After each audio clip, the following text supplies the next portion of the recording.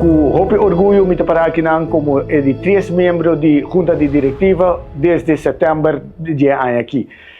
Como especialista, me estou contente que me formo parte da junta de diretiva, onde me tomar decisões, não somente para o bem-estar da comunidade de Aruba, mas também para os pacientes aqui no hospital.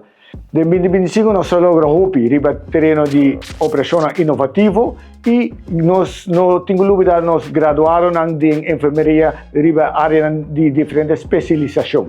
De 2026 com a dedicação me que para nós seguir elevar a qualidade de cuidado para assim que todos os visitantes de Aruba, todos os pacientes por ganhar o melhor serviço e o melhor cuidado de nosso hospital.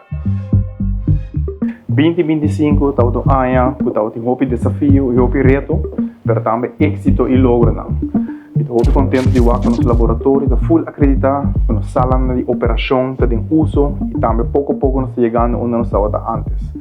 O projeto é importante que nós logramos em 2025, que lo vai realizar em 2026. O projeto de Arise, que é a registração digital de nossos pacientes, é algo que é essencial para Aruba e para nosso hospital. Isso é o que declara em março de 2026. Também nós temos o projeto de Wonderpoly, onde o hub mais moderno do Caribe, e no meio de ano 2026 vai finalizar.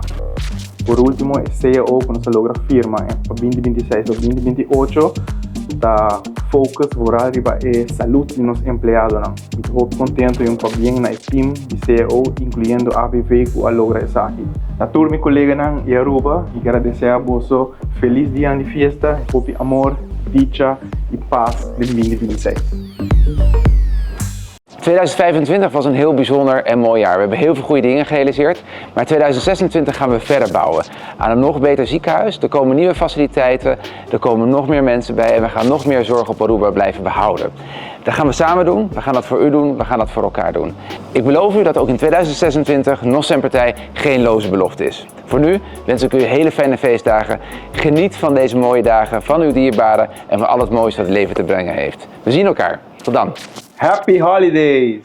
Feliz Pascua! En bon año! Salud na boa salud! Se dia botar você, cuidado.